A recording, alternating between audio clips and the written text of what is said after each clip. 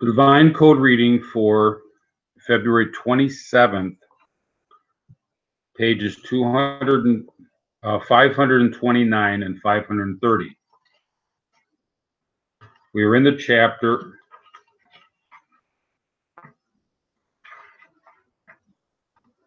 Precepts related to marriage, fornication, and divorce. Topic number 19. Since it was established that at any time a Gentile man or a woman or man can separate from their partner and they are considered divorced, why is a married woman who cohabits with a stranger liable for adultery? Perhaps she could be considered single when she shows that she wishes to have relations with the second man and not the first. This is because her actions show that she does not fully want to leave her first husband, since she has not moved out from the home and abandoned their partnership. Rather, she has acted licentiously while remaining in a relationship with her husband, and therefore this is adultery, for both the woman and the man are liable. So if the woman shows that she's okay, the question is, if the woman decided to be divorced temporarily while she's with another man, that would not be considered a proper divorce, because a divorce by definition would be considered to be the intention is to be permanent. Even if they remarry, the original partners remarry at another time, at the time the man and woman are considered divorced only if their intention is to be permanent. And the showing of that is that they are no longer living under the same roof. They're no longer have a home together. While if the woman is maintaining the home with her husband and she's with someone else with the idea, okay, for today I'm divorced, but tomorrow I plan to be back with my husband, that would not be considered a proper divorce, and it would be an adulterous affair. However, if she leaves her husband's home permanently and goes to live with another man, she is not considered married to the first. Rather, she is a divorcee and is permitted to the second man. Since it may be easy for her to make that move, and it is possible that she may leave her husband for a short time for another man and then return, it is impossible to know if she made a firm decision to leave her husband. It is proper to set up a formal procedure of divorce through the courts. This way, a woman will not give the appearance of being married to two men, to whom she goes back and forth whenever she desires. So there should be, in order to prevent this confusion of whether or not the divorce is real or not, there should be a court, even if it's only a registry, whatever the court system sets up, there needs to be something that officially shows that it's a real intention for divorce. It's not just a fake, I'm tired of one person, therefore I'm going to be with the other person for today. It has to be that a necessary part of divorce is that the intention is that it is a permanent separation. Topic number 20. A married Gentile woman who commits adultery, even intentionally, is not forbidden to her husband, and if they both wish to continue with their married life together, they may do so. Ron and Sanhedrin 57b.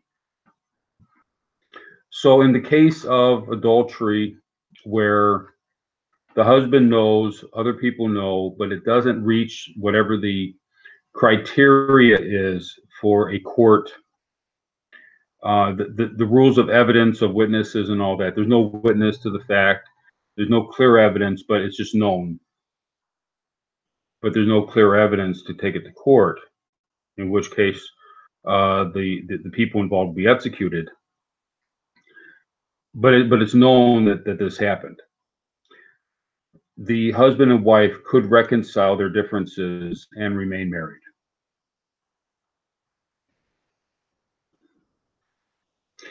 Topic 21. A married woman whose husband dies becomes single.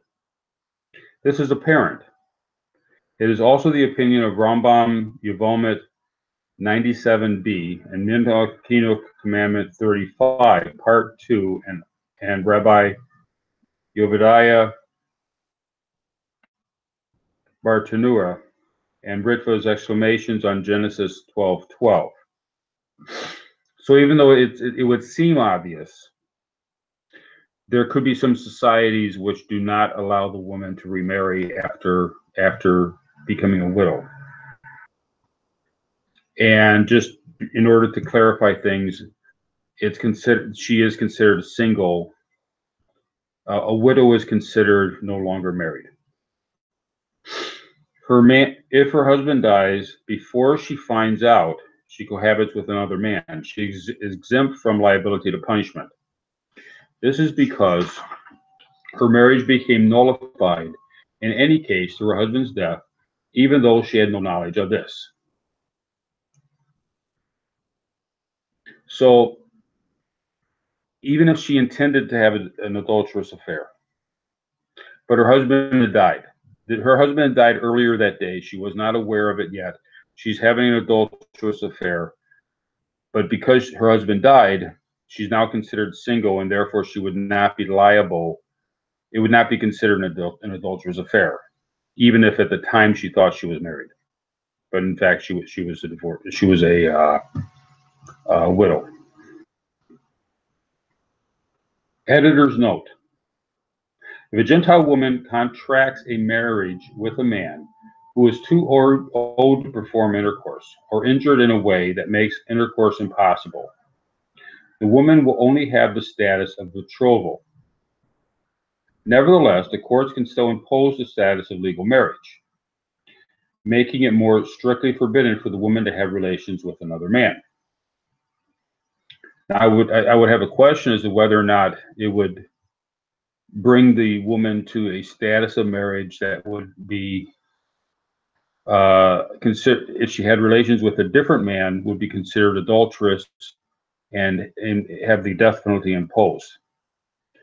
I would suggest, it's not clear in the writing here, I would suggest that it would not be considered a death penalty unless the courts that are issuing the officiation of the divorce, the officiation of the marriage, decided that it would be so, in which case it would be a court-ordered death penalty rather than a Torah or ordered death penalty.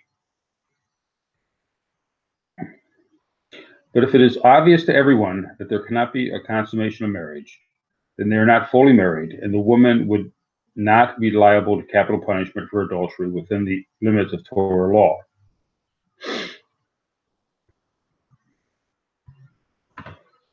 So it would seem the way that the Divine Code is reading it, is understanding this, is that it would be a death penalty if it was not public awareness that there cannot be consummation of marriage. And therefore people would assume that she's married, and therefore it would be a death penalty for adultery if she had an adulterous affair.